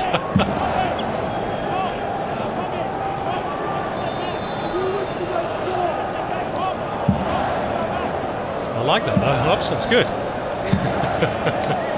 It's raw. And one by Aloisi again at the far stick. Well, he has been a handful all game in those situations, and Melbourne really haven't dealt with it. The sting from Aloisi has come from the halfway line. That's a memorable goal. It's given Sydney the chance to double their advantage. It makes the task for Melbourne, with about 20-25 minutes to play, even more difficult. But a draw is all the victory need. Nick Merges hit the post. Is this the best you've seen Aloisi play in a Sydney jersey? Yeah. And over the last couple of weeks, in fairness to Aloisi, you'd have to say it's been coming. He's been building his case. He'll say he's fitter now than he has been during any period in his Sydney FC career. And it's not for us to challenge that. He and the medical staff know of his physical status, but the evidence on the ground the last month has been impressive. Another example of it there, that little layoff and the subsequent pass. Beautiful stuff. McFlynn. That's McFlynn again. And it's not a terrific option, really. And it's a repeated mistake from the Northern Irishman. He's not naturally left-footed. He's not a natural wide midfielder, but he's been plugging that gap for Sydney very effectively through the course of the bulk of the season. But getting outside his immediate opponent and attempting to cross with his left foot from those situations hasn't been something he's tried often enough, and certainly tonight. 2 or 3 times in good, stable possession, he's not delivered. Fernandez shot takes a wicked deflection, provides Melbourne with another chance from the corner arc. As Kevin Muscat's watches on, how he'd love to be out there today. And of course that's going up on the big screen, so you can hear the Sydney fans' response. Fernandez with the corner, Layers header, no power or direction. Corner number 9, that for Melbourne. Sydney, it's been a weak point in their campaign, defending corners and free kicks, but other than Adrian Layer's first effort from the first corner, the other 8 really haven't troubled Sydney. Melbourne will be a little frustrated. They will have known that's been the Sky Blues' Achilles heel, and they haven't really pressed or sought that advantage.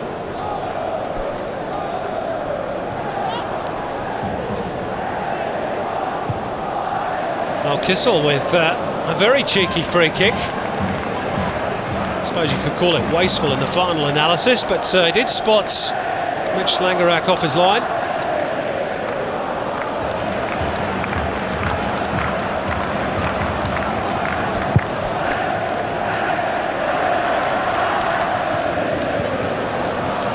Cruz, nowhere near for Melbourne as time starts to tick away on their dreams of retaining the premiership, and I suppose then thoughts will start to turn towards Thursday, Harps, and the little issue of revenge. Those supporters will certainly want it on Sydney if the scoreline remains the same.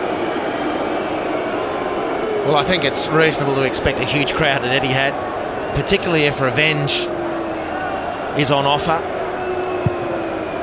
They'll have Muscat back. They won't have Thompson back.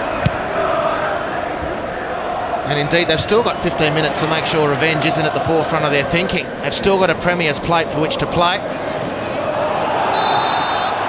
Well, they've got a chance here, perhaps.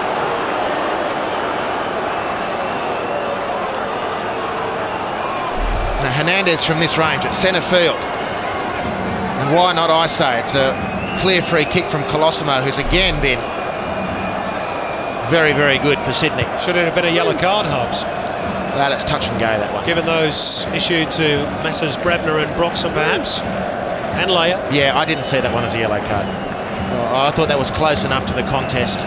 Just outsmarted by Robbie Cruz. I think the other yellow cards Breeze has given have been fair enough. Well, Carlos Hernandez has been pretty subdued in this contest. Maybe, just maybe, That's about to change. Clint Bolton making sure the wall is set up absolutely right, because he can be lethal for teams from this sort of distance.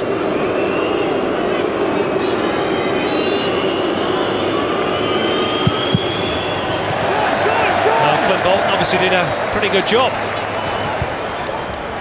setting up that wall. Rare mistake from Michalek. I think that's the first he's made all game. Yeah, good point.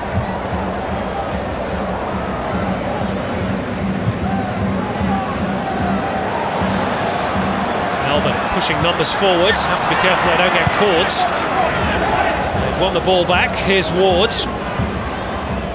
Working in tight spaces though, and telepathy not quite there between Cruz and Hernandez. Good goalkeeping, Clint Bolton. Just evidence that a little bit of self-belief is starting to disappear from Melbourne's attack. It's a tough defence to break down, this Sky Blues defence. Tough as old boots they are. Although given what's happened to Matthew Breeze's boot today, that's perhaps not a good analogy to draw.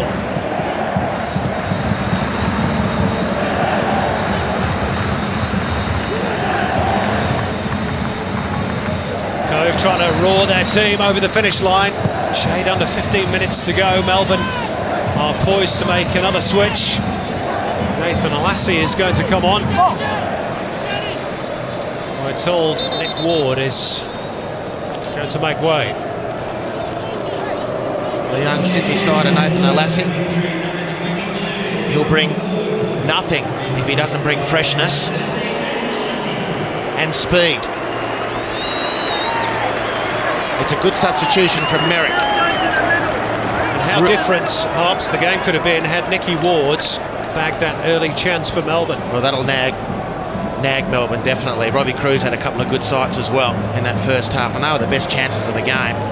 Better than Nick Merger, even though he came closest by hitting the post. But they've had their chances, Melbourne. Well beaten for the first goal. They'll be terribly disappointed with the manner in which they conceded the second goal.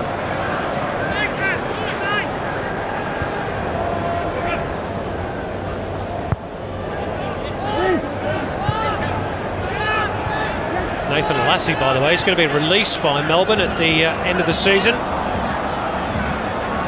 First team opportunities limited, just 98 minutes in 2 years at Etihad Stadium.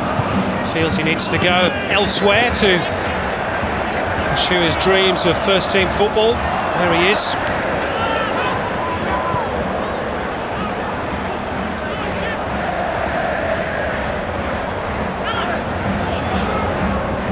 Could he have an impact perhaps at the SFS?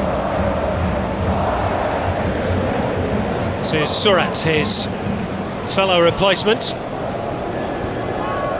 Pondoliak, nobody wide for him. It's a poor cross by Tommy Pondoliak, a tired cross.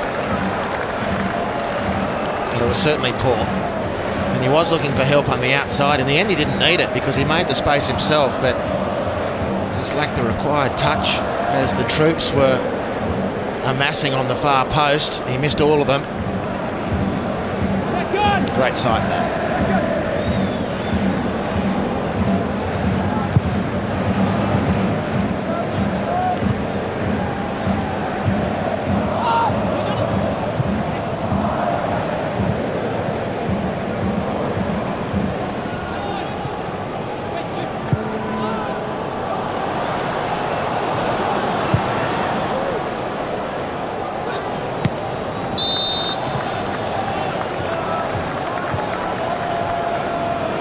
Side number 5. I reckon most of them have gone against Nick Merger. It's only the first for the second half, so they've managed to stem the tide.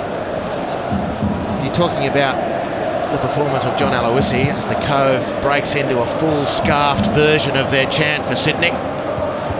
Stu Michalek has had a wonderful game, and not in the manner in which we would normally expect Michalek to dominate a midfield contest with. A give and go, a number of completed passes.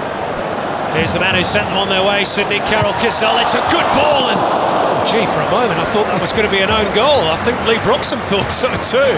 Well, he had to go for it because he knew. He felt the hot breath of Alex Bross down his neck He knew he had to have a go at this, and it could have gone anywhere, but he was good enough, Lee Broxham. Look at Brosk peel out to the back stick. He knew he had to throw that left foot at it to real effect. Just Michalek very quickly. It's not his passing and his distribution tonight that's been so impressive. It's the job he's done on Carlos Hernandez. Outstanding work from the Novocastrian. Yep, he's got to be close to the Man of the Match awards. Gun's delivery. Well, it's in the back of the net, but it won't count from Brendan Gant. Flag had been raised. Sydney celebrations cut short.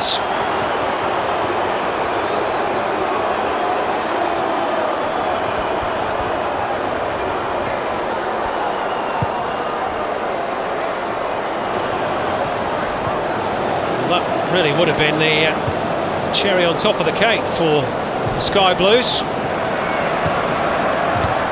It's ruled out for handball by Alex Brosk.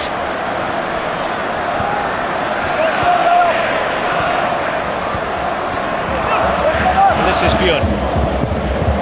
Stopped in his tracks by Broxham. Melbourne are going to launch a comeback. It's going to have to be pretty soon.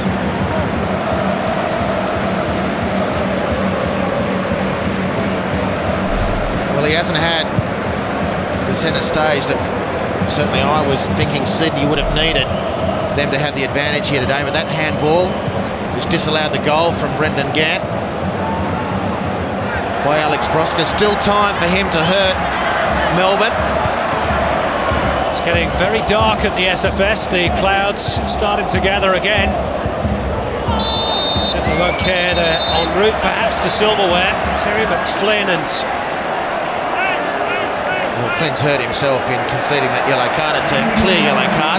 Robbie Cruz, the victim, not for the first time this season. Well, that's a heavy fall for Robbie Cruz as well when you consider the state of his body at the moment, that injured shoulder of his. And the fact that he's had a thigh injury that he's been having to contend with this week as well. McFlynn lands awkwardly as well. Look at the very heavy Robbie Cruz, and McFlynn's bent himself over as his knees dug the turf. There's the free kick, clear foul. Look at the way McFlynn falls, and look at the way Cruz falls. Both teams have got wounded players. This will be a factor, Simon, going into Thursday's first leg semi. Melbourne severely hit by injuries. I think it was the right ankle that was rolled there by Robbie Cruz. Maybe even more serious than that, because he's not getting up off the turf anytime soon. Well, this is a huge concern for Ernie Merrick. 3 major players missing already. And quite simply, from where do the players come? Matthew Kemp, Evan Berger, Matthew Thompson, Archie Thompson rather. My Thompson's confused. He'll be playing in Melbourne next year at least. It's as close as I could get. There is only one Archie Thompson. Don't Melbourne miss it. Will they get him back in the finals? He's at the ground here today. He's still got that boot on his foot. You would have to question even the recovery powers of Archie Thompson from this point. Well, Matthew Fashini is the only option left to Ernie Merrick on the bench. So he is on in Robbie Cruz's stead. He's in huge discomfort, Robbie Cruz. He's got a thigh problem, a shoulder problem, and now an ankle problem. And his team, Melbourne, have got a scoreline problem.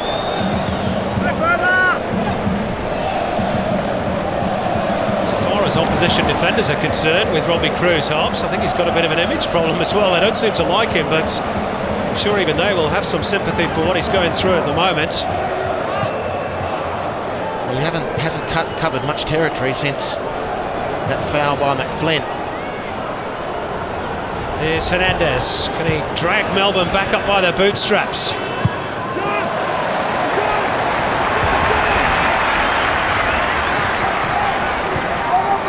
had a good opening spell, Melbourne victory. But aside of that, Sydney have been dominant.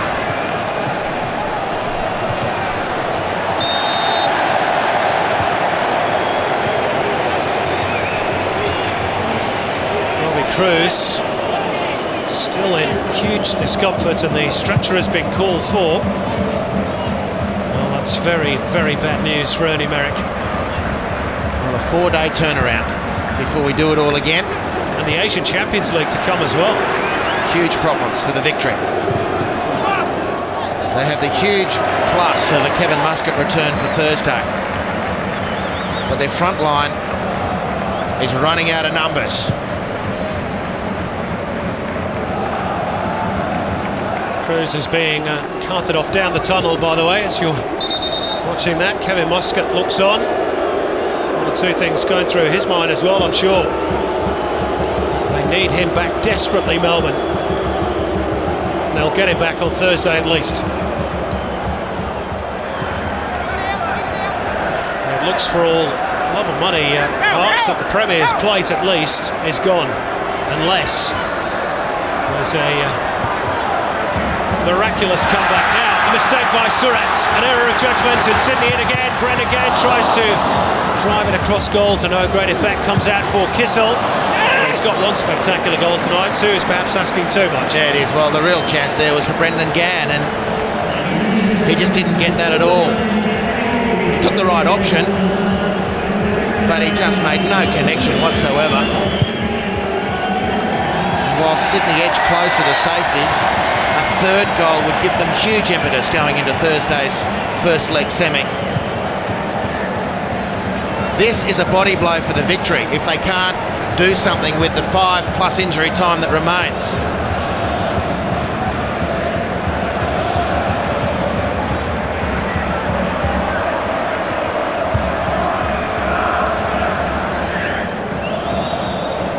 Well, maybe they've got an opportunity here. Again, Sydney do just enough. They get do. a body in the way, a boot, a toe, a backside, it doesn't matter. Indeed, all the deflections have gone the way of the home team. You would have to say that they've earned that right, because they've been very well organised, completely up for it. Dodged a couple of bullets. Melbourne with the best chances, certainly in the first half. Should have taken the lead. But not the usual ruthlessness from the defending champions, and it gave Sydney the opportunity they've needed.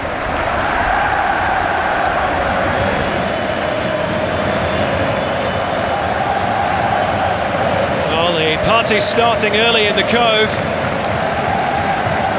I think it's done and dusted.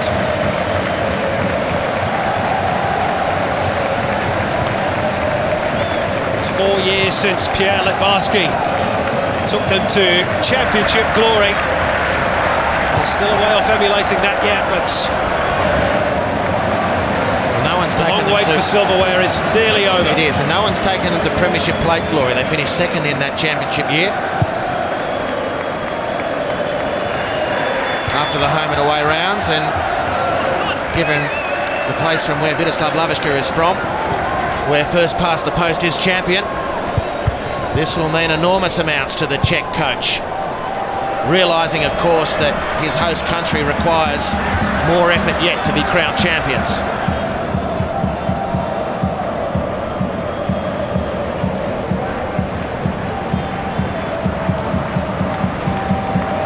In case you're wondering when the second leg of the major semi-final will be, a reminder the first leg is this Thursday in Melbourne. There is then an international break. Australia taking on Indonesia, that final Asia Cup qualifier on the 3rd of March. They'll do it all again here at the SFS on the 7th of March. That's Sunday the 7th. Now, a late chance perhaps for Melbourne, just to put a bit of doubt in Sydney minds. Well, this is the best opportunity Hernandez has had.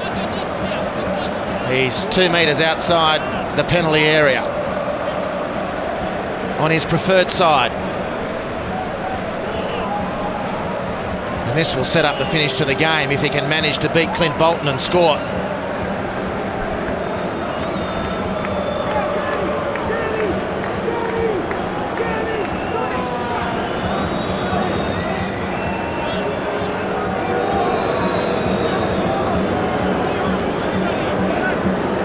Ball did its job last time for Clint Bolton and for Sydney.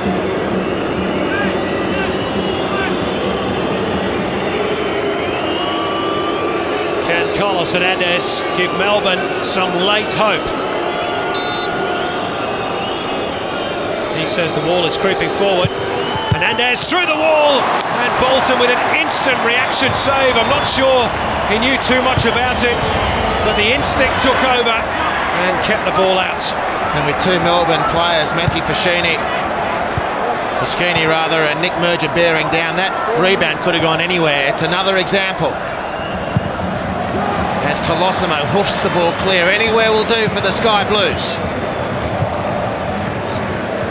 90 minutes of normal time, almost up at the SFS. Melbourne desperate, their pride is hurt. Their fans defiantly standing with their scarves in the air. There'll be another chapter of this to come in the major semi, but it looks as though it's going to be Sydney's day. 4 minutes of added time. Sydney close, Melbourne close to relinquishing their premiership. And here's Aloisi, who scored that thunderous second goal. Straight into the palms of Mitch Langerak.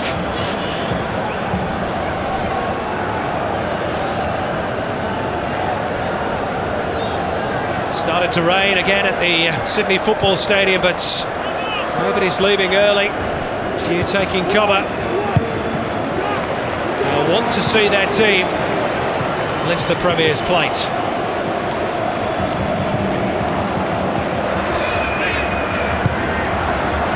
Hernandez drives one last ball across the face of the Sydney penalty box. Picked up by Surat. Square for Vargas. Little chip through. Nick Merger. Guess what, Hubs? He's offside again. He is. He's been offside repeatedly today. Sydney have picked him off at will. Hernandez, the fortune going the way of the home team. Bolton knew nothing about that. But you have to acknowledge the fact that the goalkeeper had picked the spot where Hernandez was going to be most dangerous. Now what about this, Hubs? A standing ovation for John Aloisi. The last time there was this much noise made for the marquee man, it was a chorus of boos. And he goes off today to a standing ovation. Indeed he does, and the whole time Aloisi knows that his business is goal scoring, and if he scores, the fans love him. If he doesn't, they'll ride him. And there's goals and there are goals, and that was quite something special today. Sure was. And the two veterans embrace. There's a lot of relief on that bench on behalf of John Aloisi, given what's happened over the last few weeks.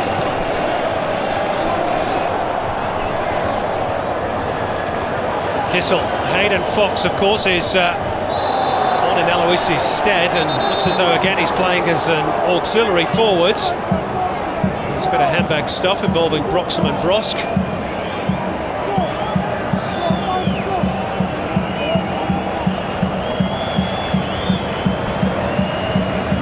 It's just not been Melbourne's day, Hubs. They haven't performed well enough. No, they haven't, and they created that situation for themselves by not making the most of very good goal-scoring chances. Sydney came into the equation, dominated from there. It's been a very slick performance from the Sky Blues.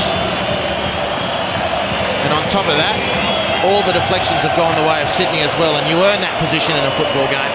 60 seconds to go. Here's Alassi. Oh, it was awkward at the near post for Bolton. Pushes it behind. The brink of what would be an 11th clean sheet of the season for Clint Bolton. But surely, even if Melbourne were to score here, it would only be late consolation. Hernandez to take. They'll get another go. Came off a Sydney head last. Looked as though Vargas got the cleanest contact.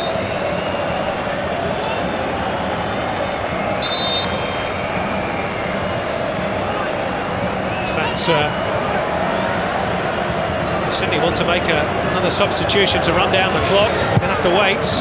Low delivery this time by Hernandez. And to no great effect, sort of sums up his afternoon too. The 4 minutes are up. The whistle has been blown, the celebrations and the party can start at the Sydney Football Stadium. It's Sydney's day and it is Sydney's season.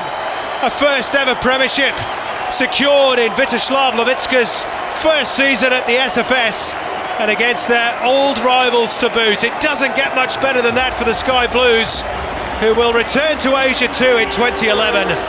Melbourne, for their part, will look forward to the return doubleheader in the major semi, but for now it's celebration time for Sydney. They are the premiers for season 2009-2010. They've defeated Melbourne Victory by 2-0.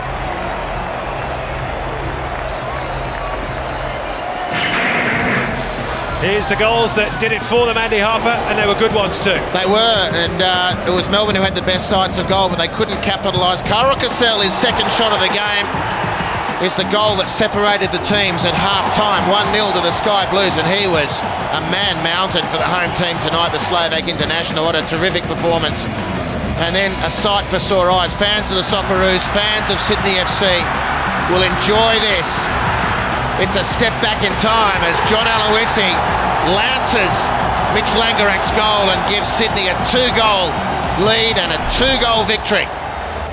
And 25,000 plus on hand to see it, the majority of whom will go home very happy tonight. It's been a season of hard work at times. They've had to grind out results, but they've been very well organised. They've played good football in spells too, and they are, I think most people would agree, worthy premiers, as Melbourne would have been too.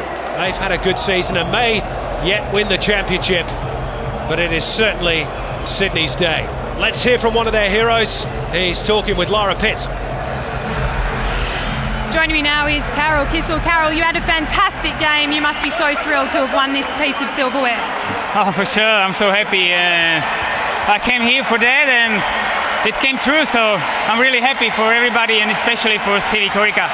Yeah, Stevie, most impressive because Corica came off the field in the first half. You really did such a fantastic job in the midfield and especially with that goal. Yeah, exactly. He told me before the match I will score and he's always right. We are happy.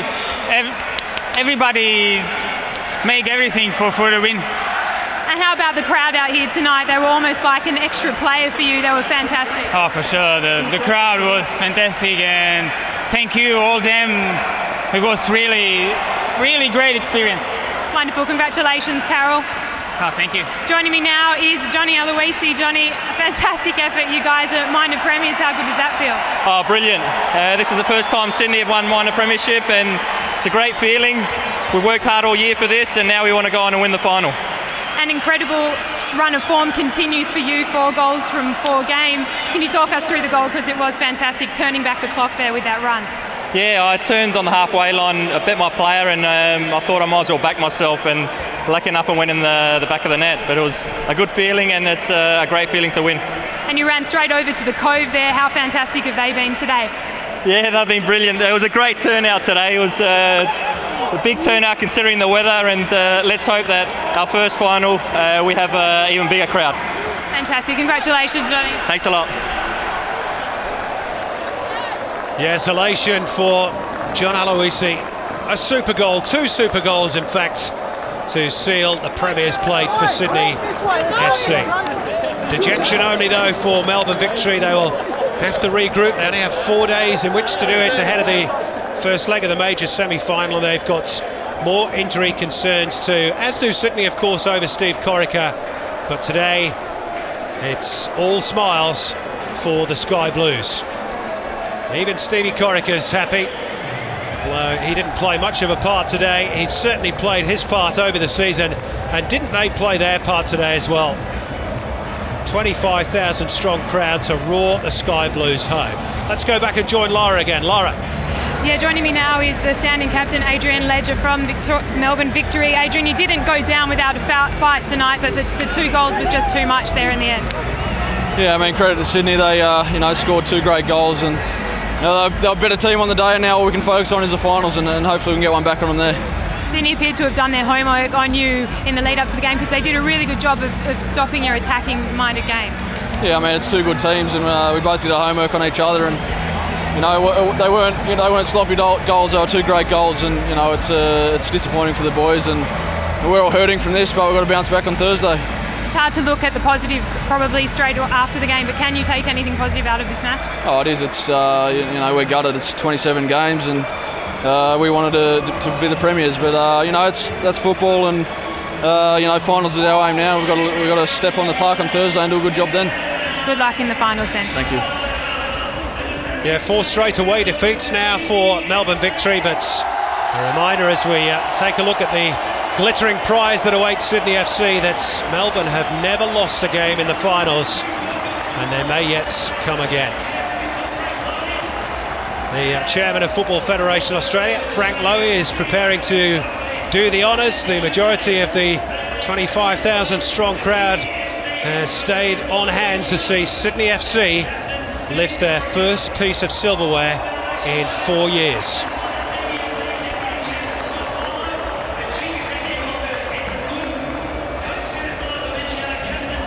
Captain Stevie Corica stepping forwards. And this is always a special moment for any coach, for any captain, for any club. The silverware is handed over. Sydney FC, the premiers 2009-2010.